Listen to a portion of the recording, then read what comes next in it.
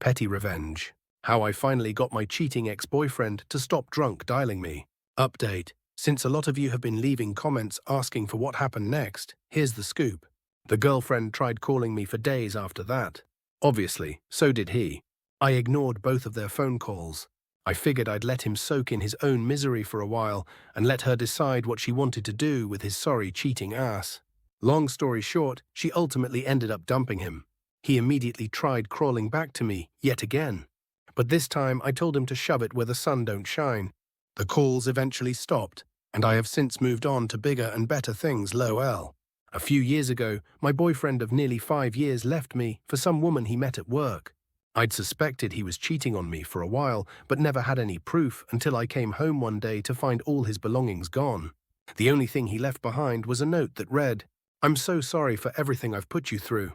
I'm not leaving because I don't love you. I'm leaving because it's just not working anymore. You deserve to be happy. I'm sorry I couldn't give that to you." Needless to say, I was devastated. But that heartbreak quickly turned into rage when I logged onto Facebook 2 days later and saw he was already in a relationship with some random woman I'd never even heard of. As much as I wanted to reach out, I resisted. Days turned into weeks, and eventually he contacted me first. He left a voicemail, slurring and crying about how leaving me was the biggest mistake of his life and how he wished he could take it all back. I wasn't interested in hearing any of it. I'd heard his drunken apologies too many times before. But I let him ramble on, and in the midst of his groveling, an idea came to me. We continued texting and talking secretly over the next week until he finally asked to see me. I agreed.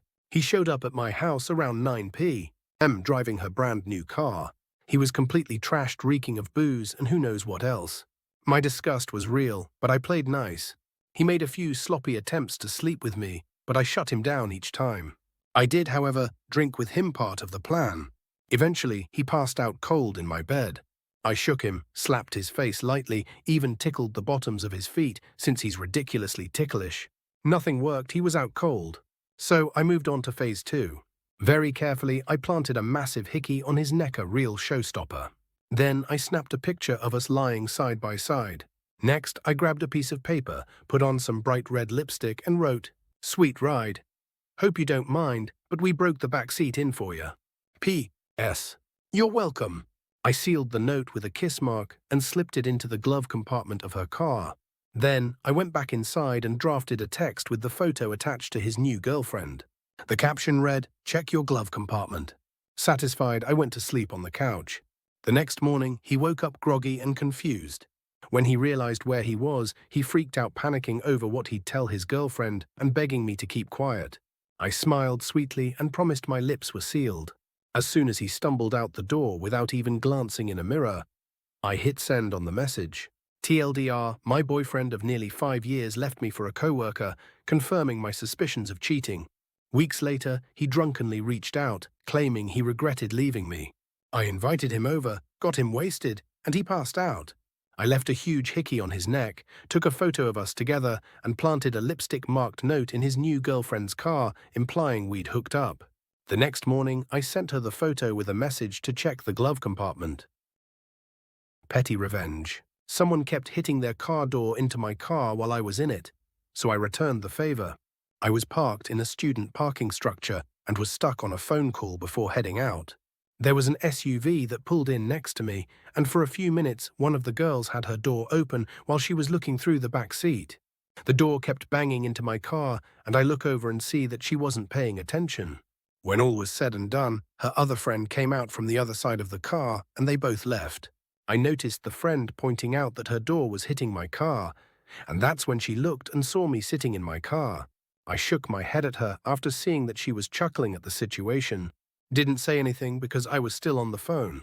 They were long gone by the time I finished my call, so I pulled my car to park on the other side of her car and proceeded to slam my car door into hers repeatedly until some dents started caving in.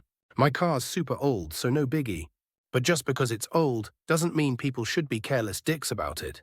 Anyway, it went fine and I felt a lot better about the situation overall. Petty revenge.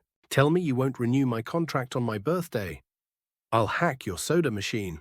I had my first real job at a supermarket about 20 years ago as a stock girl, where I started right after my 16th birthday. When you can legally work evenings in my country, I made barely any money, but did make a lot of friends, worked hard, and I loved it. The boss was not a good employer. He regularly made us stock until after midnight, around the holidays even 2 a. Very illegal for 16, 17-year-olds, etc. What happened to a lot to us was that when you became 18, your wages got a little bit higher by law, and that's when you'd get fired. I knew chances were I would be out too, but when he passed by me while I was stocking and said, "Happy birthday. Meet me in my office in 15 minutes," I thought I might have a shot at another year because he never fired anybody on their birthday before. Maybe he would renew me as a gift. He didn't. I was informed I could work the final 2 weeks of my contract and then I would be out. Time for my petty revenge. This was also the era where the old soda and candy machines slowly got replaced with more modern digital ones. The break room had one of those older soda machines, which the boss stocked with soda cans that soon would be or were recently out of date, so he could still make money on them and us. Giant brand name on the front, 6 to 8 buttons in a row from top to bottom on the side for choosing, and a money slot. You probably know them. I had learned on the internet that when you press the top 4 buttons in the right order, you would get in the secret manufacturer menu, where you could mess around with the settings. I was smart about it. If I made the cans free, he would figure it out fast, as there would be no cans but also no coins. So I got the machine to give 2 cans for the price of 1. I myself could only profit from my revenge for 2 weeks. But it felt good that I could leave my friends behind with sodas for 0.25 apiece. Also teached it to a trusted friend in case it was changed back. Heard through the grapevine that the boss did find out later that year that someone messed with the machine. But as cameras in break rooms were illegal, it never came back to me. Small revenge, but it still fills me with satisfaction. Coincidentally, for my next job, I had to learn how to get into the manufacturing mode of different kinds of medical machines, again by pressing buttons in the right order, so I could change the settings in what the doctors wanted for their patients. Made me feel like the universe had wanted me to mess around with the soda machine, so I would be ready. Petty revenge. Won't let me go home sick. I'll see you in 30 days when I pick up my cancer meds. Although I didn't have control over how this revenge played out, I still smile when I recount this story and thought it would fit here. In 2010, I worked at a corner drugstore as a department lead, back when those were relevant. I was 21, I did the bare minimum, and I hated working Sundays, which were my Fridays. I will be the first to admit that I could have been a better employee, but I knew this wouldn't be my career, and I was just coasting until I graduated. Sunday, May 2nd rolls around and I felt awful. I had already not been feeling great. That Friday, I was a bit under the weather. When Saturday came around, I felt pretty okay, but then Sunday hit like a sack of bricks. About 2 hours into my shift, I asked my manager, Ryan, if I could go home. The guys in management despised me, so I was not surprised when this particular manager snarkily responded with, "You need to get someone to come in and finish your shift." Edit to add. This wasn't policy. He was just being an ass about it because he didn't like me. Fine, no problem. I called one of my co-workers and she came in for me. My boyfriend at the time was working at a hotel down the street. We shared a car, so I went to his hotel to sleep until he got off work. I slept in the lobby for 9 hours straight. We made it home and I started coughing up blood. My boyfriend forced me to the ER that night. I was diagnosed with strep and admitted to the hospital. That Monday, the 3rd, one of the nurses informed me that I'd be in the hospital for at least a week, so I called my store to let them know. The manager I spoke with, Brad, hated me more than anyone else at that store. I told him the news. Brad, you'll be out for a week for strep? Me, yeah, do you want to talk to the nurse? She's right here.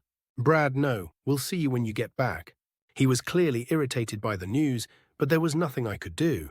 What I hadn't told him, as I didn't know at that time, is I was admitted because the hospital suspected I had something much worse. I was visited by a doctor on Monday who explained he'd like to perform a bone marrow biopsy. I had no idea what that was or why he'd want to do one, except that my blood counts looked weird. I had the procedure done and continued recovering from strep. Tuesday, May 4th comes and the doctor from the day before pays me another visit. Twinkies, we got the results of your B&B back.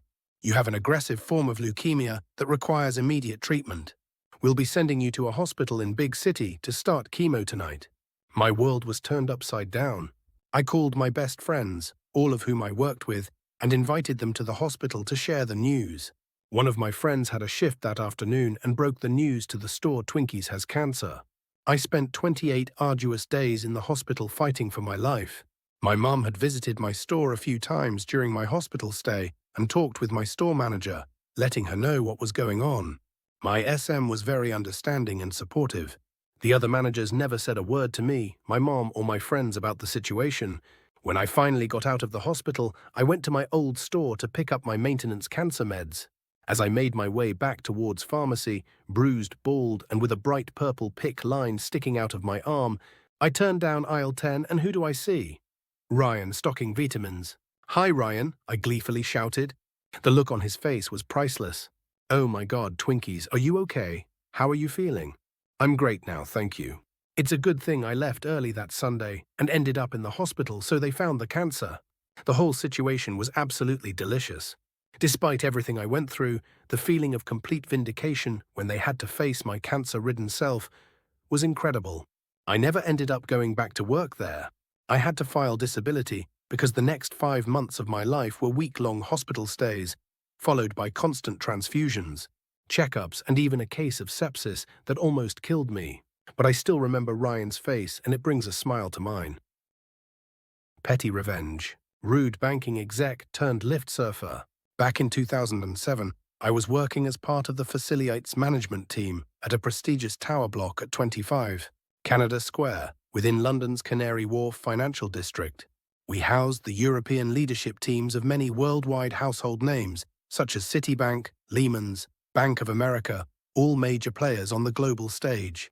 It's fair to say that most of the occupants within the building were kind and respectful and treated me and my team well, whether it was a "hi, how are you?" or random acts of kindness, such as offering to pay for my whole team to celebrate solving a problem with the HVAC system that had been going on for months and months, or just a bit of friendly banter. There were, however, exceptions, including a very rude senior executive who we will call Karen from Lehman Brothers, the defunct bank that got caught with its trousers down in 2008, a year after my petty revenge.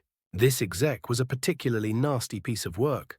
I had seen her being rude to her staff in public spaces and generally.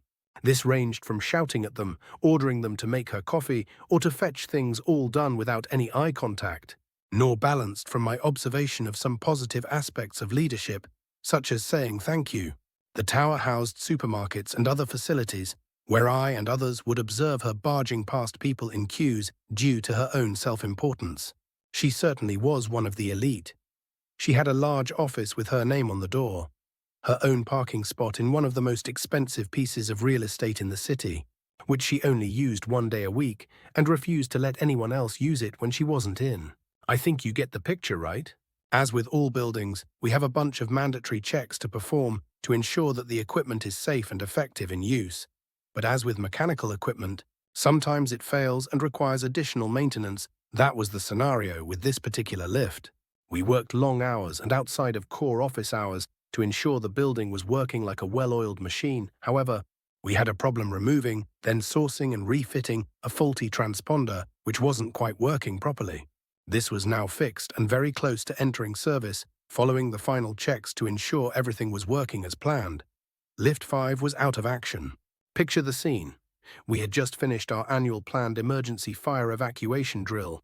The tower has been emptied of its occupants, roughly 2,000, on that particular day.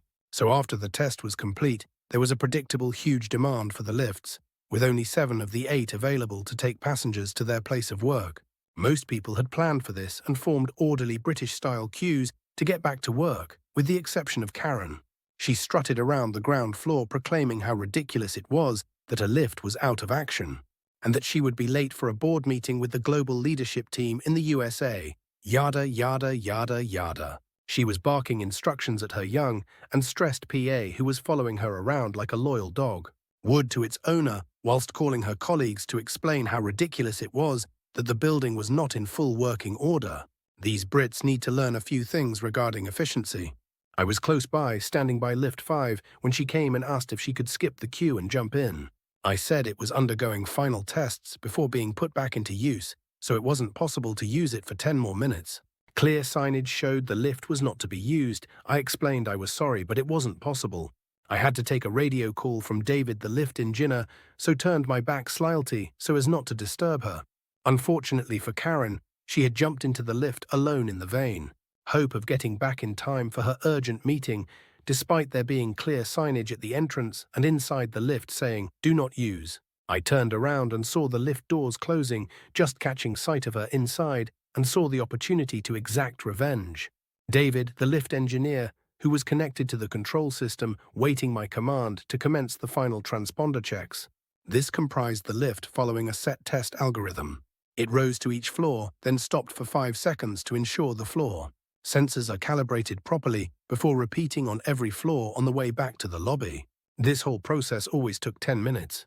So it transpired Karen had 10 glorious minutes in Lift 5, surfing the 45 floors of 25 Canada Place in the heart of London's financial district, before arriving back in front of me with the doors opening as I was radioed by Mark to confirm the test had been successful and that the lift could be put back into use. I took great pleasure in using more of her valuable time as I asked for her name and company details, so that I could record this as a health and safety incident in the logbook. She had failed to follow health and safety procedures, and in doing so was in breach of layman's agreement with the building owners and operators. So this was an important detail I had to capture and report to the company formally. Luckily, there were still a few people remaining who took great delight in seeing this terrible woman being held accountable for her actions. Normally, to get to the 25th floor would have taken her 45 seconds. It actually took her about 15 minutes. I did see her from time to time afterwards, but I never saw any change in her behaviors, sadly. Actually, the last time I saw her was in 2008, about a week before her colleagues from Lehman's were leaving the buildings with plundered IT equipment, as they tried to ensure they got some value from the company that collapsed around them. Revenge was sweet. Petty revenge. My event manager harasses all her teammates. I humiliated her when she was on stage. I work as a light technician in the theatre of a vacation resort, like the Club Med. For those who already worked in this kind of workplace, you know how the HR is always messed up. But I liked my job. I'm a passionate light technician with a lot of responsibilities in the theatre. I've even programmed all my shows in the theatre to be automated. I can launch the whole show, light, sound, and video on the big screen, all synchronized, with just one press on one button. It took me so much nights to set it up. But my manager 30F, she's a nightmare, a dragon. She's in charge of all the events and all the animation team. She was an ancient choreographer, and she loves to shine in detriment of our team. She terrorized every employee she worked with, even me. She screams, she yells at people, she harassed them, and she harassed me. But she never had problems, because she knows what ass to lick between the other managers. I worked for 2 years with her. At the beginning she already scared me, but I tried to trust her because she looked confident. Then I figured it out, she was hopeless. She harassed newbie girl because she touched her BF's arm. Her BF is the manager of the newbie. The newbie talked to me and we went to the HR, but as I said, you cannot have justice in those kind of shitty workplace. Later the dragon was aware of our visit and confronted me. We had a clash. I said I found this unfair. She, in 2 years of loyal service, never declared any of my extra hours for a day. I figured it out. Managers have a bonus if their team don't do much extra hours. Shitty workplace mentality. She tried as usual to scream, to scared me, but I stood strong. I said she cannot work without my help because I'm the only light technician here, and if you don't have light in your beach resort, you're screwed. So guess what she did? She fired me. Yep, she preferred to squeeze out an essential element of her team than assimilate her selfish behavior. She engaged a new technician who got -10% of my knowledge, and she even asked me to teach him during my last week. Of course I did not. I ignored him for my last week. During that week, I had the time to think about a revenge. I've mentioned previously about how I've managed the technical part of the shows all automated. Press one button and everything roll out. I thought about just deleted all the program and let the new technician struggle for the rest of the season. But no, it's the dragon I wanted to humiliate when she will be at the top of her shininess. So before leaving the place and went back to my country, I've made a little adjustment to the video of one of the show. See, all the videos are displayed on a large screen at the back of the stage. I've made all the montage myself. The show in question is about Aladdin. I let you imagine every dancers are on the stage for the last part, all bright and happy. Of course, my manager is in the center, playing the Princess Jasmine. So colorful in her costume, the climax is intense. On the big screen, there is a background of a starry night in the desert. And then boom! I replaced it with a video of a guy throwing up on the camera for about 10 seconds. I wasn't here to see it, but I had echoes from my ex-co-workers than when it happens. Spectators screamed all together, covering the eyes of the children's, and the dancers ran away. The dragon got a lot of trouble, and she cannot blame me because I wasn't part of the team anymore, and because this video wasn't technically the property of the company, so she had to assume the entire responsibility for this incident. Petty revenge. Steal my skillet, I'll steal it back and put you in between a rock and a hard place. Simple and quick, my cousin stole a skillet I got from an old friend of my dad's. Found out about when I saw it in one of his pics he posted. Don't know how he got, but I was pissed. I knew where he lived, and while it was hours away, I want my skillet back. Recruited a friend who had certain skills, and off we went. Cousin lived in an apartment, and I knew what time he was gone. Place was cheap, and didn't have CCTV. Friend did his thing and got inside. He found the skillet which apparently cousin left soaking in the sink. We stopped by a couple places and ate at a restaurant and went home. Cousin visited a couple of weeks later, and I feigned cleaning my place. He knew I made a stink of my missing skillet, and he acted as if he wasn't the snake that stole it. As he was chatting up some of friends, I made a loud noise and showed everyone my found skillet. Made a big show of where I found it and was thanking everyone and anyone for the discovery. Cousin looked like had swallowed fecal matter. He did make a stink about thinking someone broke into his house. He can't accuse of it because he'd have to admit stealing my skillet. If he did, his parents would put him in a world of hurt. Petty revenge. Cause an accident because you're too special to wait in line. That's cool. I'll be a witness for the other driver's insurance. I have to make a left turn at an intersection where the line to make that turn backs up at least half-mile every workday. It's about a 15-minute wait when it's bad, and about 10 minutes in normal traffic. A lot of people skip that line and cut off drivers who wait patiently to turn. It gets hazardous when those same idiots literally force their way into the turn lane regardless of another vehicle already existing in that space. Early last week, some dipshit literally just shouldered my car out of the way. They saw me. They heard my horn. They kept merging. I avoided that accident and carried along with my day, although I was incredibly irritated. 3 days later, some dipshit tries the same thing on the truck behind me. A woman in a mid-sized sedan decided that she was getting in the left turn lane come hell or high water. Unfortunately for her, the lane she was merging into was already occupied by a full-size pickup. She probably would have realized that if she had looked where she was going, but she didn't. She hit the truck, of course. It damaged her car, of course. Nothing major, just knocked her mirror off. I watched the whole thing because that truck was directly behind me. Her head never turned. She was looking straight ahead as she collided with that truck.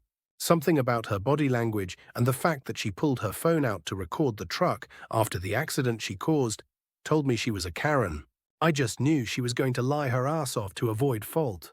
Now my tiny bit of petty revenge. I gave the truck driver my cell number, told him I saw it all, and offered to share my observations with the cops or insurance company. This was not the same car that almost hit me earlier in the week, but it was the same entitled bullshit attitude. The truck driver's insurance called me the next day, and I told them exactly what I saw. It was enough information to exonerate the truck driver and put fault on the dipshit in the sedan. I don't know what happened after that call, and I really don't care. I got my petty revenge against one of those dipshit drivers. Petty revenge. Throw your purse on my feet so you can have more for your oversized carry-on. Good luck finding it. I am someone who struggles with being overly kind and accommodating, especially on planes. I'm a small person, and PPL usually assume that means they can encroach upon my space on planes, instead of just upgrading themselves to a more accommodating seat. Finally, I was fed up and knew I no longer wanted to sacrifice my sustainability and comfort for selfish, undeserving humans. I have the window seat, and someone who has boarded quite late comes in pushing her oversized carry-on, winter coat, purse, and a shaggy blanket onto me. She didn't push her carry-on under her seat BC, it couldn't fit. She throws the shaggy blanket onto my seat while I'm sitting there. She places her purse on my feet, places her headphones on and closes her eyes. As if I'm invisible. I move the blanket and purse back to her side. Flight attendant comes around and tells her about her luggage. She ignores. They assume she can't hear them. She continues to ignore. They tap her shoulder. She ignores. They shake her shoulder, and she finally follows their instructions.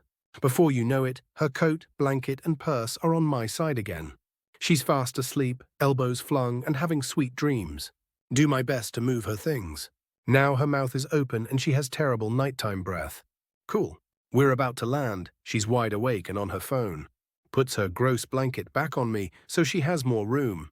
Finally, I get assertive. She then yanks her blanket, as if I am in the wrong for not wanting her things all over me and my space. Plane lands, she gets up aggressively and charges off the plane with a foul attitude. Except she forgot to grab her purse. Normally, I would have said, "Oh hey, looks like you forgot something." But not my job to help nasty entitled individuals. The flight attendants surely will catch her before she leaves the gate. Nope. I see her walk through the food court and through the ground transportation doors. I wonder how far she'll get without her purse. Petty revenge. My dog was the king of petty revenge. This happened almost 30 years ago now, and I am still so proud of my puppa. Context: I used to run a Dalmatian rescue organization. I took in a dog who was about 3 years old. He had been a bait dog in a pit bull fighting ring in Alabama. I had him transported to Florida, named him Rocky, and mended his physical wounds, and gave him the love and respect he needed and deserved. At the time, I was living with a guy, total ain and hole to both me and Rocky.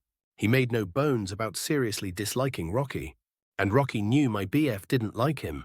So, Rocky peed on literally everything that the BF touched. Dirty piles of his clothes, peed on. His office chair, peed on. His computer that smelled like him, peed on. The side of the couch my BF would sit on. Rocky would climb up on the couch and pee on that side of the couch.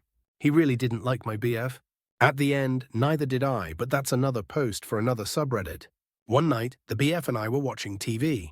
He was drunk as usual and shoveling hands full of popcorn into his gaping maw. Some pieces were falling out of his maw and back into the bowl.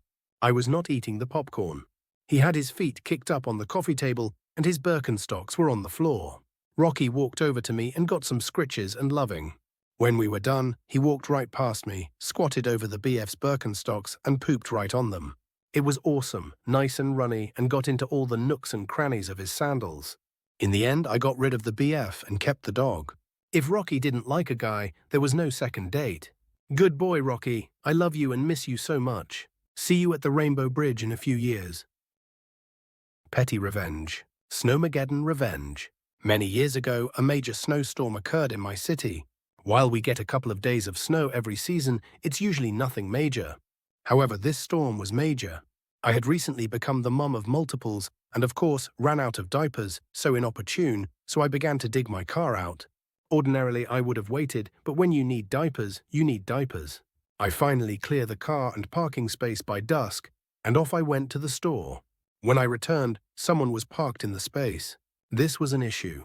The neighborhood generally did not park in front of my house because I had so many kids to get in and out, and I appreciated their kindness. I know it's a public street and no one owns the street, but when you dig it out, you essentially own the space. Rules are rules. So I went around to my neighbors to find out who parked in the space and found the culprit. Said culprit refused to move their car. Okay, said I, okay, I got you. I then proceeded to dig out another space. Where did I put the snow? All around her car, which was directly in front of my house. When I was done, the snow around her car was 4 feet high. Did she call the police? Yes. Did they do anything? No. They laughed and asked if I had touched her car. I had not. They told her that she should make better choices next time and drove off. I then poured water on the snow and turned it into a 4-foot wall of ice. She couldn't move her car for 2 weeks. Never parked in front of my house again. Petty revenge. You're too old for the children's section. Many years ago, when I was 19 years old, I was at my local Borders bookstore, searching for a children's book or two for my little cousin's birthday. He was turning 5 and really enjoyed reading whatever kids' books he could at his young age, so I thought I would support the habit. I enter Borders and head straight to the kids section and look around, picking up some books that looked like they would interest my little cousin, and even laughing at some of the funny things I saw on the cover's first couple pages. I flipped through. Kids' books are hilarious, okay. As I am minding my own business, I get a very firm poke on the back of my shoulder from a very disgruntled employee. The employee starts to tell me I must leave the kids section immediately because it is only for kids, 12 and under, and how inappropriate I was being, and also how creepy I was being for looking at children's books. I let her go on and on until I had enough and decided it was time for some very petty revenge. I let her finish one last sentence and said, "I totally understand. I'll make sure to leave the kids section as no adults are allowed to be here." I literally took about 10 steps to my left, which put me outside of the clearly carpeted boundaries of the kids section. I stood there as the employee kept looking at me.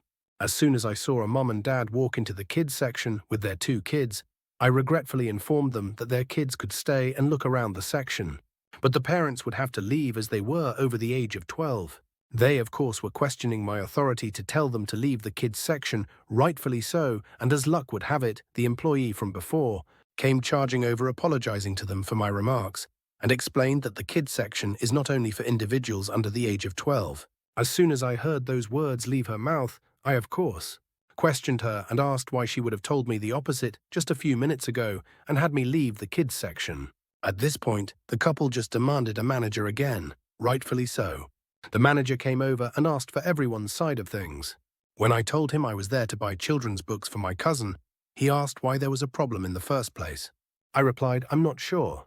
Ask your employee. She is the one who approached me for looking at books. I was just informing other customers of store policy so they didn't get reprimanded like me." The manager immediately turned red and walked over to his employee. I couldn't hear everything he said, but I could hear him say, "We'll talk about this later." This is the second time now, so I can only imagine what trouble she got in. After he finished telling his employee that they would speak later, he came back over to me and the couple. I started this part of the conversation off by apologizing to the couple for making them and their kids my case in point, to which they said they understand now that they see what happened. The manager apologized to them as well, and then to me for his employee's behavior, and explained that there is no such rule or policy, and that I was free to go into the kids section, get whatever books I want, and then check out up front. He offered to bring any children's books I knew I would purchase to the front register and hold them for me so that he didn't waste any more of my time, and so that I could do one last quick visual sweep of what kids' books were on the shelves. I thanked him profusely and told him not to worry about my time because I've got plenty. I then sat down on one of the kids' chairs in the kids section, grabbed a book off the shelf behind me, and sat down staring straight at the employee until they walked away. Anyways, Borders is closed now.